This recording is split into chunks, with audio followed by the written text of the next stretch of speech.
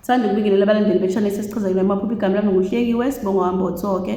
Namhlanje ngithi angibuye nje ngizochaza ngamaphupho nje ambalwa. Mase ngixosa abafethu kungatholakala ifoni le phone le iyona bengijwayele ukuyisebenzisa iyangihlupha yabo. Mangikhanyisa iba mhlophe kanje. Hayi iba mhlophe nje ayivezi lutho. Mayiveze into iba kanjena mase ngiswipe yabona. Ayivumi ukuyiveza kahle iyafilisa. Ayigqami iba ngathi green. Ayiphenduleki ke manje.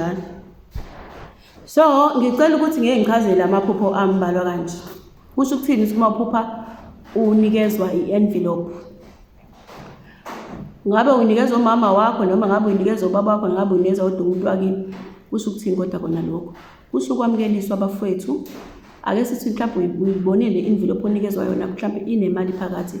Kusho ukwamukeliswa kuwe.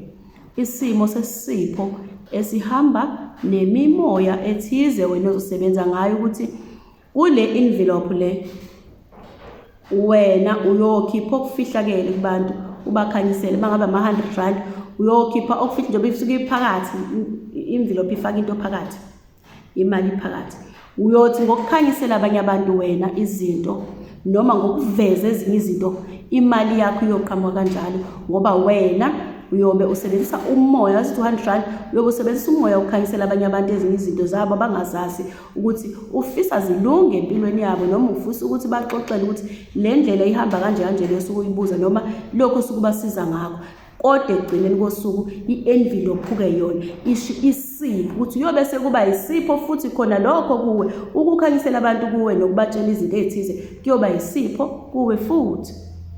Uyabona uyobe usuyamukeliswa into eyisipho. Ake sithi envelope ibi envelope enephakathi enamaphepha mhlawumbe atshengisa ukuthi kunosayini isipho leso sesikwenziwe sivunyelwane ngawe ukuthi wena njengamanje kunegxathu osafanele uthathe ukwazi ukuyongena kwesinye isigaba esithize abavumelane ngaso edlozini nakuNkulunkulu kanti nasemalini kunjalo kusuke ukuthi idlozi lakho noNkulunkulu sebevumelane ngawo ukuthi uyokhanyisela abanye abantu izinto abangazaziyo kuyobe sekuba isipho lonto sakho oyokwamukeliswa kona ngokuphiwa leyo yinto na kanjalo noma kukhona iphepha okusho ukuthi isipho leso wena osinikezwe abantu bakini ukuthi usuthathe wabekwa ezingeni eliphezulu noma uzothatha ubeke ezingeni eliphezulu kunesivumelane asebevumelane ngaso esizoba sihle ke kodwa ke into ekanjalo ngicela ukuqhubeka futhi.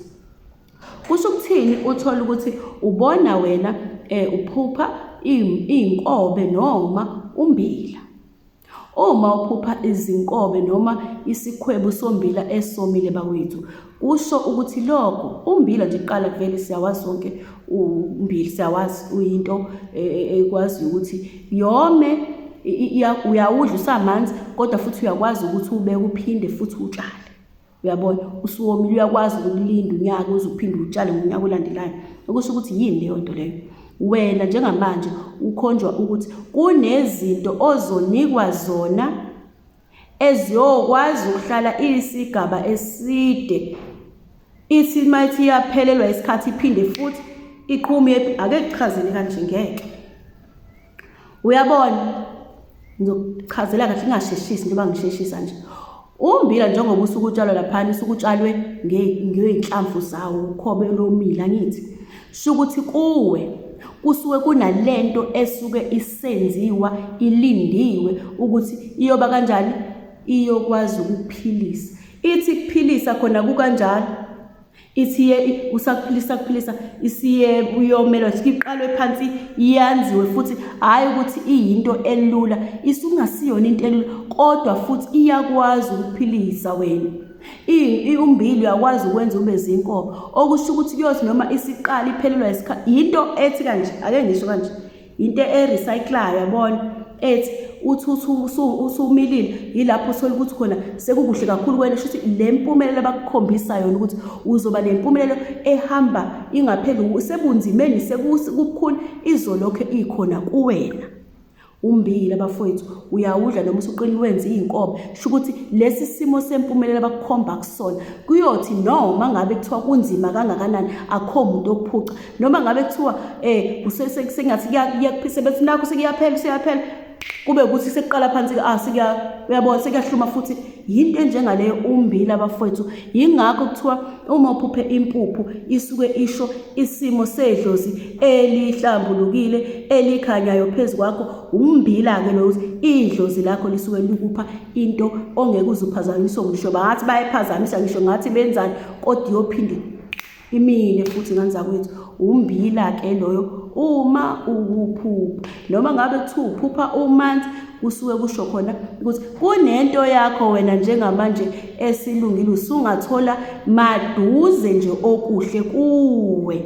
Uyabona, uzojabula ugreen, uzojabula uzoba nempilo, uzothi ukuphila kahle uphupha usuwomile okusho ukuthi kunento yakho njengamanje esilungiswa futhi yona ayilula inobunzima ngoba ibukhuni yona ngqo abantu iphethwe kakhulu abantu abafanele baba ngabantu abanamandla ukumele lento-ke kakhulu yenzeka abantu abanemoya ngani zakwethu ngoba impilo yona abasuke bephila iyazi ngikhuluma ngalabo abantu mina abathola ukuthi idlozi labo liyayivuselela, hhayi lo hamba aphuma yovuselela omunye umuntu. Cha ngathi sebengishayile ngisafuna ukuyoqina endaweni ewukuthi khuluma mina lapho idlozi lakho lisebenzisana noNkulunkulu ukuthi naba sebekwenza ukuthi bakushaya ugule ube njani lifike lona ebusuku noNkulunkulu noma uhleli nje bakuphilise noma ngabe kuthiwa udlisiwe lifike lona lithi nakho la nansi la bayikhiphe lonto. Angikhulumi nawe uzophuma khona uhambe uthi yo khona yokuvuselela. Idlozi linjalo-ke elihlambulukile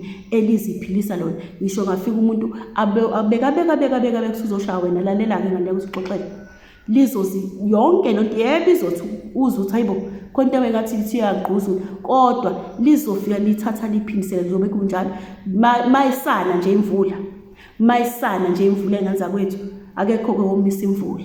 Uma unedlozi elinjalo elizenzela lona kanje makusana imvula ngeke uzinqotshwe isitha ngeke uzinqotshwe isitha ngoba ithi mayingalingana nje iy'ngilosi zonke ziphume emagumbo manomhlaba zihamba nalamanzi zihamba zibheka zihamba nale mvula lena hayi ngeke ngisacela ukuthi ngimela.